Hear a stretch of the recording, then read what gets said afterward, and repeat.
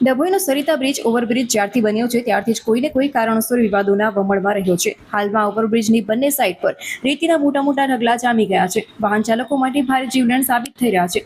Bridge પર પથરાયેલી આ રેતીના કારણે ટુ વ્હીલર ચાલકોના વાહનો સ્લીપ થઈ રહ્યા છે, જેને લઈને રોજબરોજ નાના મોટા અકસ્માતો સર્જાવા એ સામાન્ય બાબત બની ગઈ છે.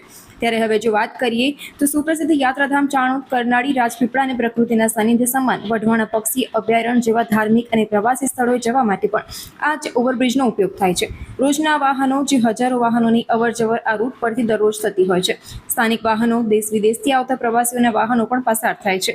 જવાબદાર તંત્ર આંખ આડા કાન કરી બેઠું છે. વહેલી તકે સાફ સફાઈ કરવાની માંગ છે. જો સમય રહેતા રેતીના ઢગલા દૂર કરવામાં નહીં આવે તો કોઈ મોટો જીવલેણ અકસ્માત સર્જાઈ શકે છે. સ્થાનિક નાગરિકો અને વાહન ચાલકોમાં ભારે રોષ જોવા મળી રહ્યો છે. લોક માંગ ઉઠી છે કે અકસ્માતમાં કોઈ નિર્દોષ વ્યક્તિ પોતાનો જીવ ગુમાવે તે પહેલા સંબંધિત વિભાગના અધિકારીઓ ઘોર નિંદ્રામાંથી જાગે અને વહેલી તકે આ ઓવરબ્રિજ પરથી રેતી હટાવી સફાઈ કામગીરી હાથ ધરે.